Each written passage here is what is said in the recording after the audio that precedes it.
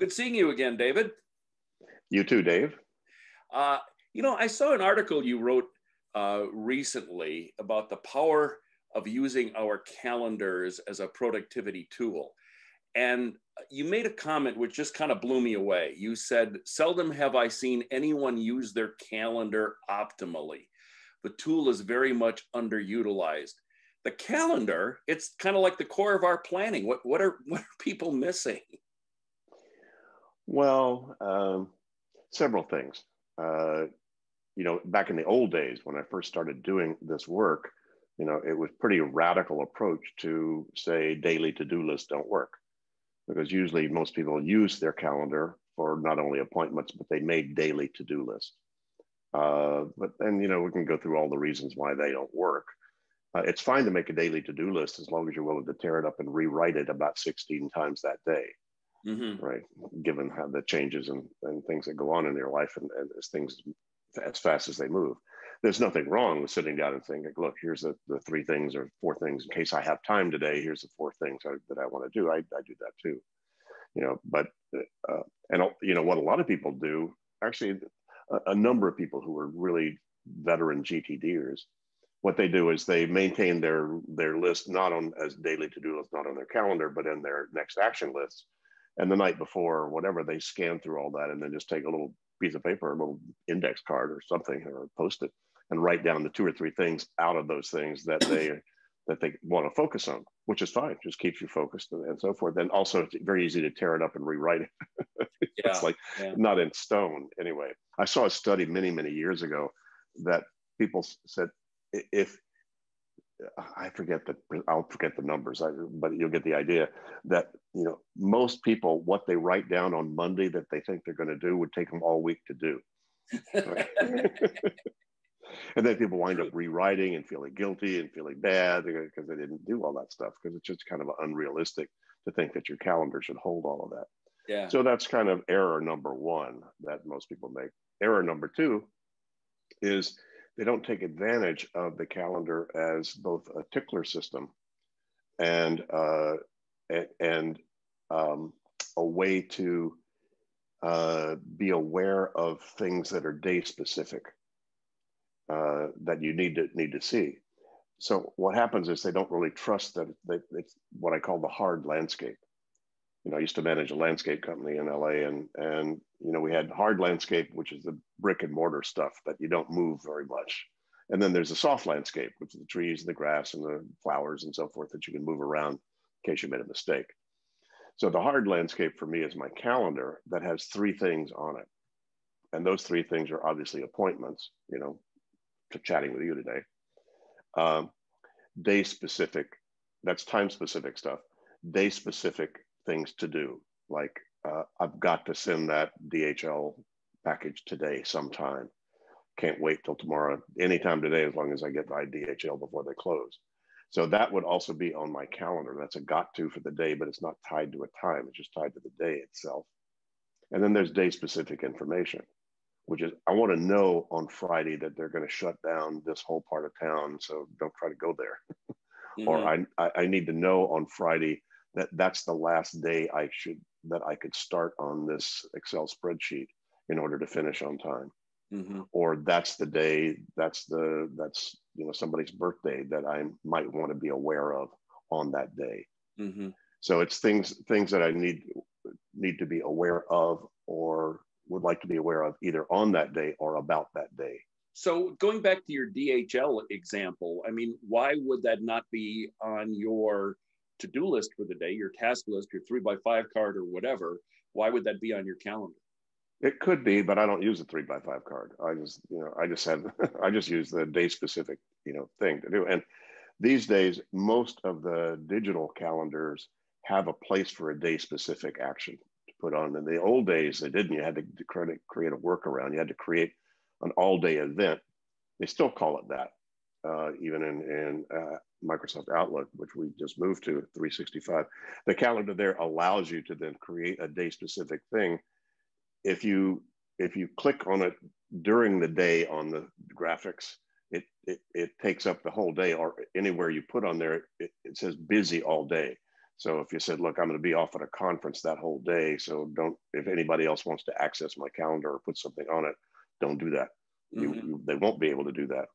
Or, and the way it's set up now is you can click up above the time bars and click on that empty space and then just insert something. And it then by default does not block out your whole day. It's just something that I can, that I can put on there, that I need to be aware of.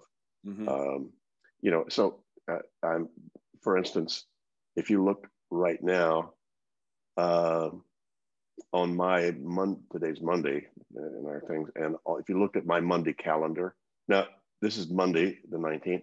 If you look up at the top, you see a little thing that says aftershock effects, ? Right.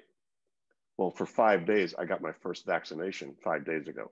Yay. And they said, hey, give it 5 days to see just in case you get anything. So that was something I wanted to be aware of, not anything I had to do.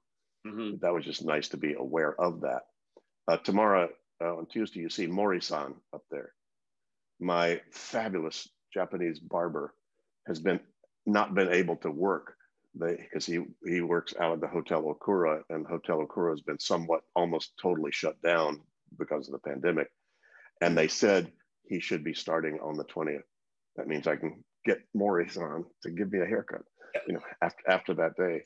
And then Thursday, Vitsuda Han's birthday is whether I do anything about it, I don't know, but he's a very cool guy that we've done a lot of work with here. So you see, and you see there's nothing else on my calendar except, committed times, and events.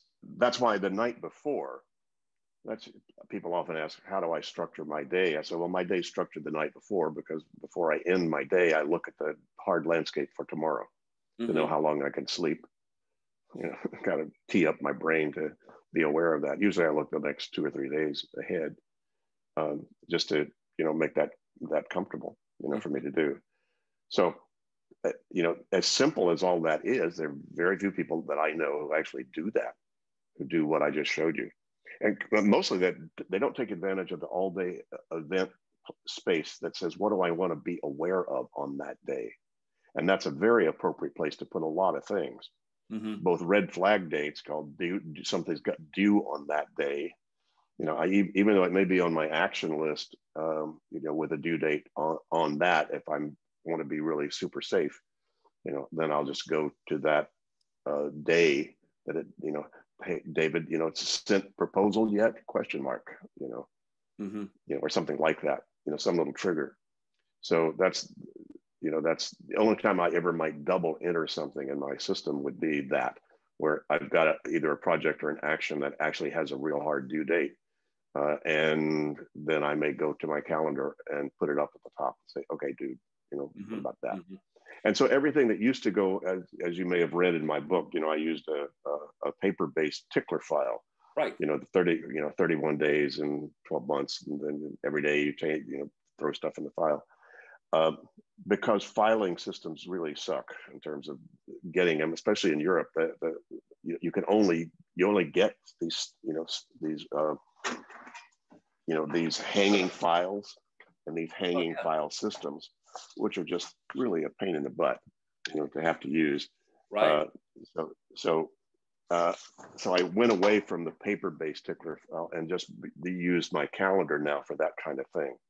So that I can say, okay,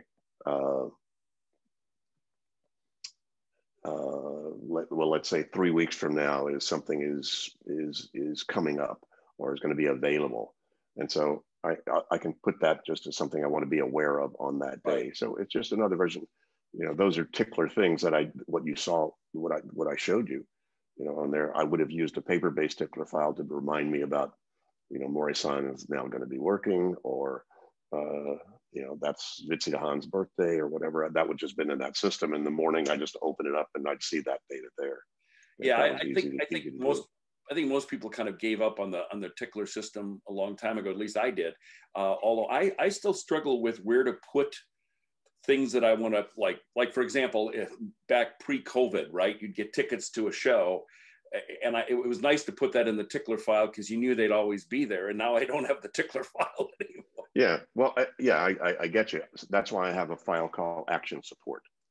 because the event is on the calendar. But if I have paper-based material that I need to support that event, you know, somebody gave me,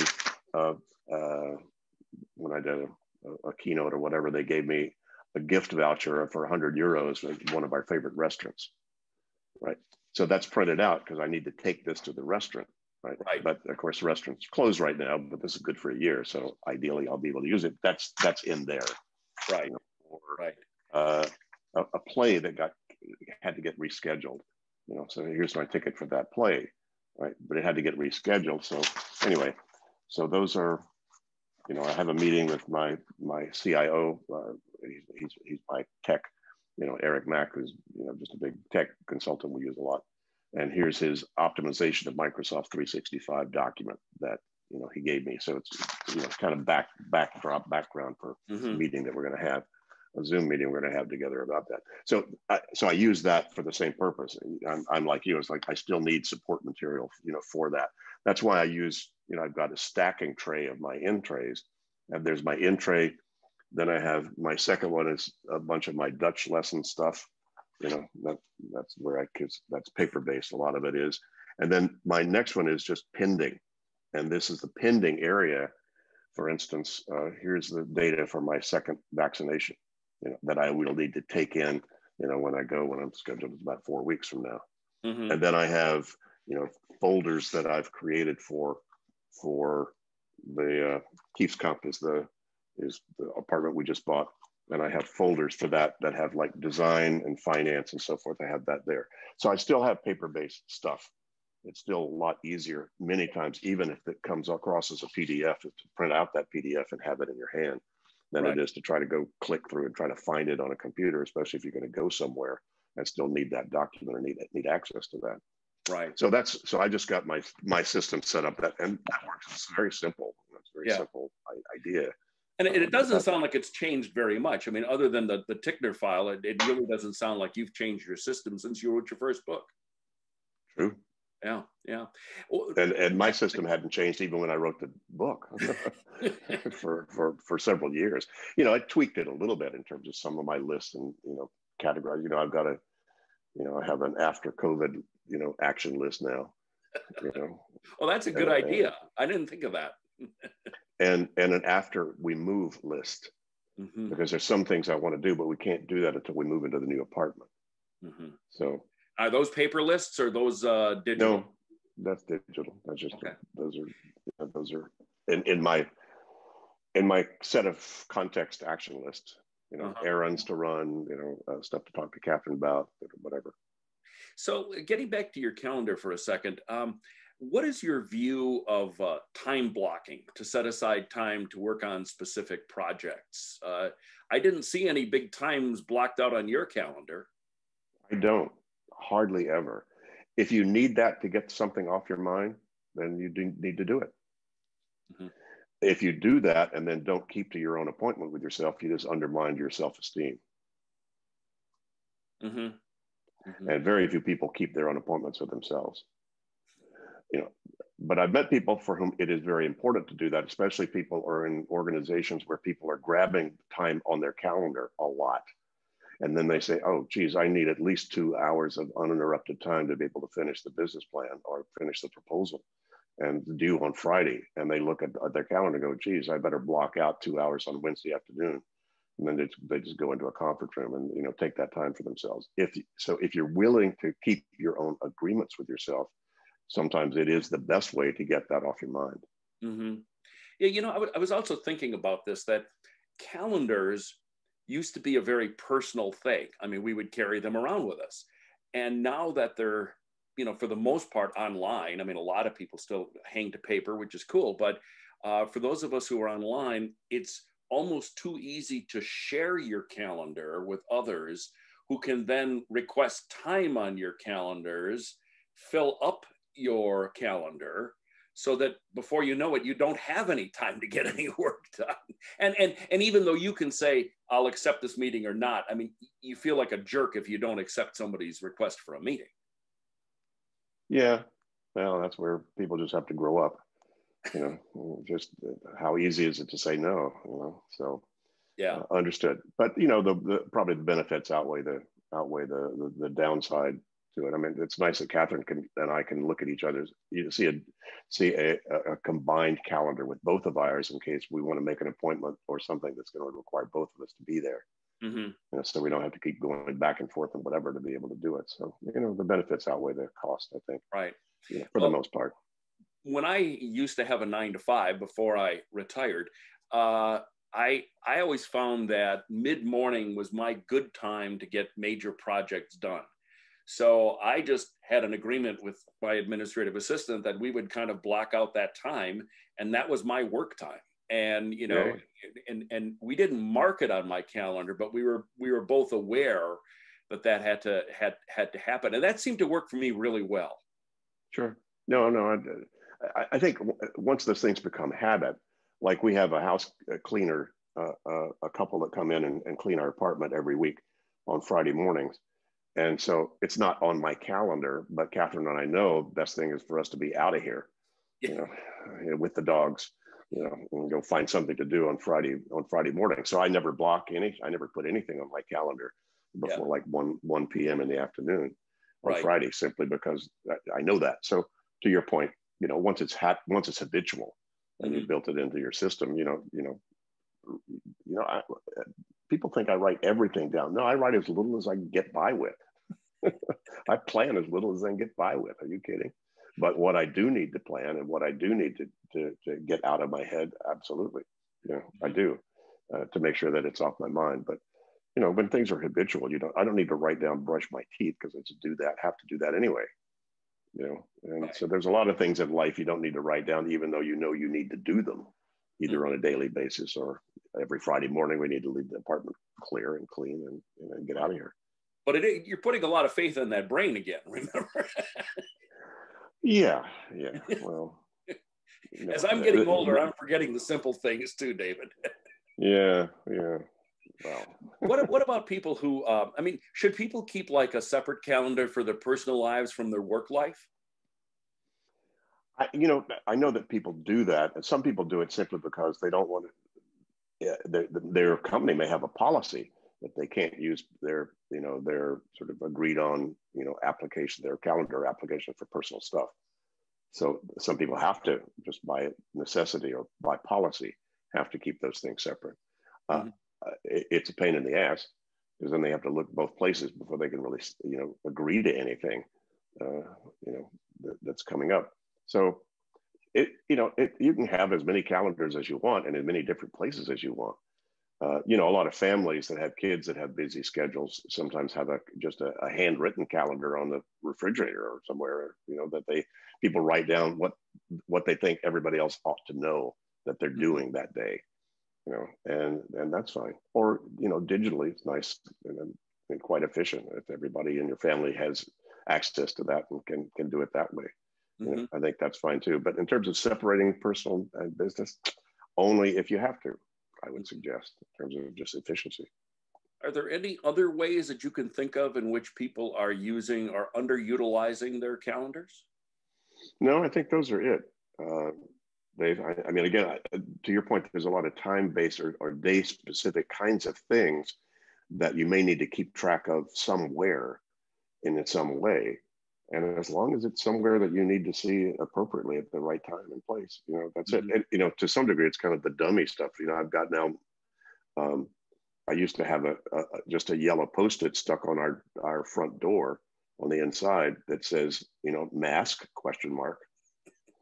So they've gotten a bit stricter, here in Amsterdam anyway, about people, going in stores, making sure everybody's wearing masks. And so now I've just got them hanging, right in front of me and, where I get dressed. So I say, okay, got to take that with me. So I don't need a calendar, don't need it on that list, as long as it's, it's like putting stuff in front of the door, right? So you don't forget it. Right. So if you've got something like that, or if I have actually worked with some executives that their world is so already structured for them that they don't even need to keep a calendar. They just show up and they're told where to go when. They just trust their staff to let them know. Well, a doctor would be like that shows up that has, their patient, they show up and their patient, roster. Maybe, I don't know how far ahead they may need to see that, but a lot of them just probably show up and say, I start at 9 and we'll see who walks in. Right. And the nurse will have, their file, sitting there. Right. So if it's possible that you could be structured, have structures around you that then don't require you to keep track of all that detail, as long as they do and you trust it. Mm-hmm. Yeah. Well, I think that digital calendars have it certainly made my life so much easier, because, as I say, back when I had an administrative assistant, she could schedule things, which I always thought were the biggest pain, to just schedule meetings. It's why I use Calendly now to schedule a lot of my things, because I don't have to worry about them. But I do remember the transition being difficult, because you'd be sitting in a meeting and somebody would say, well, let's meet next week, Tuesday, what's on your calendar? And everybody else would just open up their paper calendar and they'd see next Tuesday. And I'm kind of fumbling around with my thing. So it took a little transitional time. Sure. No, understood. Any other tips for budgeting your time? That comes back to, how do you prioritize? How do you decide how much time you want to spend doing what, where? There are actually apps out there that track, how much time you're spending on your computer, how much time you're spending doing X, Y, and Z. I say, frankly, I don't care. To me, it's quality, not quantity. Right. And so I think if you think about the quality of your choices about what you do in discretionary time, or for instance, Catherine was suggesting, it's a pretty good idea, but I'm still doing a lot of podcasts and interviews, like chatting with you, that scheduling all those on one day, or as opposed to spread it out during the week. So I don't have any day that's totally discretionary time. Right. And I wouldn't say I'm retired, but life's a little bit easier, more flexible now. So I can take advantage of a day with nothing else is scheduled, to be able to do some other things I might not do otherwise if I still had to show up, even for just one appointment. So managing your days or your times in that way, I think makes a lot of sense. If it makes sense to do it. Again, just rules are made when brains run out. So I would suggest that that you be as structured as you need to be, but no more. Right. And leave yourself the freedom and flexibility, to do that. But it's a good point, and everybody should always be asking themselves, do I need to go to these meetings? Do I need to be doing those kinds of things? That's just that's more of a what are your accountabilities, responsibilities? It comes all the way up to the horizons. Where are you going in your life? What matters to you, and are you lined up to be able to do that? Are those meetings on purpose? For you, in terms of who you are and what you're about. I used to have a pretty hard and fast rule that unless you gave me an agenda, or at least told me what the purpose of the meeting was, I wasn't going to schedule it, because sometimes you just have the every Tuesday at 1 o'clock meeting. Yeah, yeah, and that's usually, I usually say, it's like the cow paths. First cow shows up and says, well, which way should I go? And they just wander over the hill. The second cow shows up and goes, hoof prints. That's got to be the way to go, right? Right. And by 14 cows, that's the way to go. So exactly. Monday meetings. People have, there was a time when you needed a meeting every Monday. There's sometimes you need a meeting every day. But sometimes the weekly meeting, you didn't have needed a weekly meeting for 3 years. Right. But it's been on that calendar. Right. Hey, before I let you go and we wrap this up, I was told that one of the most popular parts of the last interview you and I did together was at the very end, when we were just kind of riffing and you were describing some of the new technology you were trying out. So I just wondered if you'd like to share with us anything that you're thinking about these days, reading, doing, anything that we might be interested in. Learning Dutch. I don't know who would be interested in learning Dutch. It's such, where on earth are you going to use Dutch, around the world? Maybe where you are. Well, this is a good place, to do it. But, but that's taking up a lot of my bandwidth, because Catherine and I both intend to immigrate sometime, but we have to pass a language exam.